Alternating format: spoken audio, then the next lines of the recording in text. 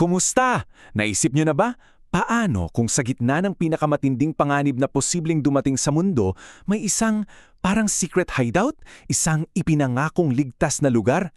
Well, sa pagsusuri natin ngayon, susundan natin ang mga clues mula sa mga sinaunang kasulatan para alamin kung ano at nasaan nga ba itong misteryosong kanlugangan na to. Para lang magkaroon tayo ng idea kung gaano kaseryoso ang pinag-uusapan natin, pakinggan nyo to. Sinasabi rito na darating ang isang panahon na sobrang delikato, na kung hahayaan lang, literally walang mabubuhay. Grabe no? Pero may twist.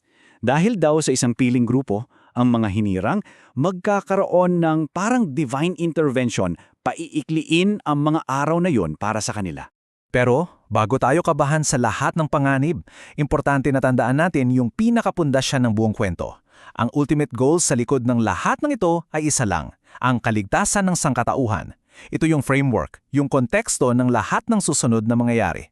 So ito yung magiging roadmap natin. Magsisimula tayo sa big picture, sa plano ng kaligtasan. Tapos, titingnan natin yung problema, ang 7-year kapigatian.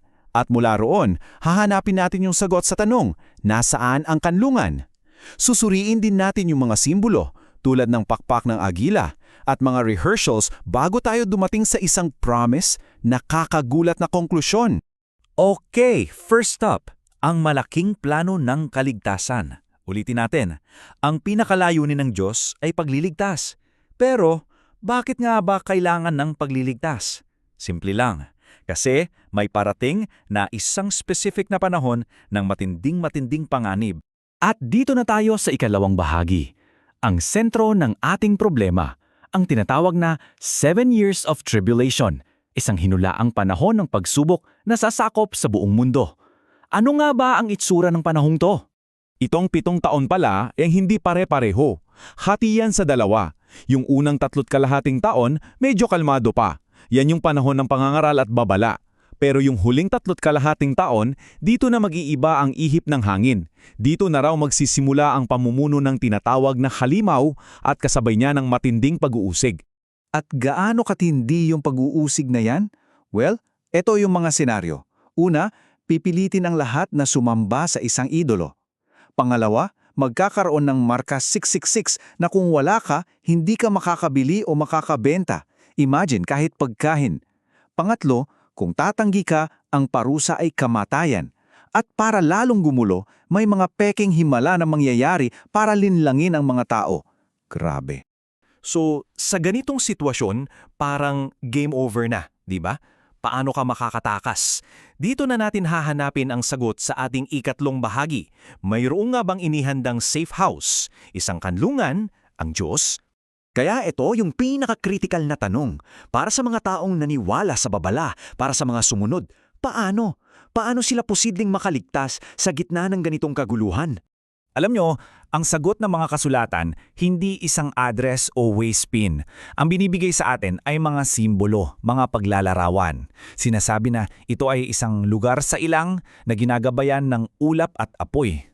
Isang lihim na silid o di kaya ang mismong tabernakulo ng Diyos. Lahat ng ito ay mga pahiwatig na ito ay isang napaka-espesyal na lugar, inihanda mismo ng Diyos. Okay, so may inihandang lugar. Pero next question, paano ka makakarating doon? Lalo na kung ang buong mundo ay naghahanap sa iyo. Dito na pumapasok yung ikaapat at isa sa mga pinakamisteryosong bahagi, ang simbolo ng pakpak ng agila. At ito ang susing bersikulo. Sabi rito, binigyan ng 2 pakpak ng malaking agila upang makalipad. Take note ha, ito ay isang napaka-powerful na metapora. Hindi ito nangangahulugan na literal silang tutubuan ng pakpak, may mas malalim itong kahulugan. Actually, may technical na term para sa konseptong yan ng biglaang paglipat. Harpazo, salitang Griego yan para sa agawin o ilipat. Para mas madali nating maintindihan, isipin niyo yung nangyari kay Felipe sa Aklat ng Mga Gawa. Pagkatapos niyang kausapin yung isang opisyal, bigla na lang siyang inagaw ng espiritu at napunta sa ibang lugar. Ganon. Isang milagrosong pagtransport. Now, ito yung interesting part. Baka iniisip nyo, itong harpazo na to parang one-time big-time event lang. Well, ayon sa mga pinag-aaralan natin, hindi. Meron daw mga rehearsals o mga modelo sa Biblia na nagpapakita na dati nang nangyari ang ganitong klase ng pagliligtas. Silipin natin. At tingnan nyo to, pamilyar ba yung pakpak ng agila? Kasi ginamit na pala yan noon pa. Sa aklat ng Exodo, yan mismo ang ginamit na paglalarawan ng Diyos sa ginawa niyang pagliligtas sa mga Israelita mula sa Ehipto. Siyempre, hindi sila literal na lumipad, pero yung kanilang pagtakas ay napakamilagroso na parang dinala sila sa pakpak ng agila. At yung pinakamalinaw na rehearsal siguro ay yung kwento ng Goshen. Isipin nyo yung eksena. Habang ang buong Ehipto binabagsakan ng yelo at nasa complete darkness, yung maliit na lugar ng Goshen kung nasaan ang mga Israelita ay may liwanag at totally safe. Dibatlan ang perpektong modelo ng isang specific na lugar at grupo ng tao na inihiwalay sa kapahamakan. Bukod pa sa Goshen, may iba pang mga pahiwatig na nakakalat sa mga kasulatan.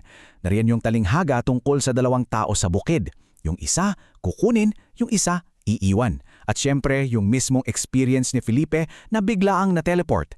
Lahat ng ito ay mga anino, mga rehearsal para sa mas malaking harpadso na darating. Okay, so nakita na natin yung problema, yung konsepto ng kanlungan at yung mga historical rehearsals nito. Handa na ba tayo? Oras na para pag-ugnayin ng lahat sa ating huling bahagi, ang konklusyon. Ano ba talaga ang ibig sabihin ng lahat ng to? So, balik tayo sa ating pinakatanong. Ano ba talaga itong kanlugang na to? Pagkatapos ng lahat ng simbolo at pahiwatig, isa ba itong lugar na mahahanap natin sa mapa? O baka naman may mas malalim pa palang kahulugan ito? At dito na nagko-connect ang lahat. Ang konklusyon, ayon sa ating pinag-aaralan, ay ito. Ang kanlungan ay hindi isang lugar. Ang lahat ng modelong yan, yung inihandang lugar, yung tabernakulo, yung lihim na silid, iisa lang pala ang tinuturo. At hindi ito isang bagay, kundi isang persona, si Jesus Kristo. Siya mismo ang kanlungan. At ito yung iiwan kong tanong para sa inyo. Kung ang ultimate refuge pala, ang pinakaligtas na lugar, ay hindi isang lokasyon, kundi isang relasyon, paano nito binabago ang lahat? Anong ibig sabihin ng pagiging ligtas kung ang pinag-uusapan pala ay kung kanino ka konektado at hindi kung nasaan ka? Maraming salamat sa pagsama ninyo.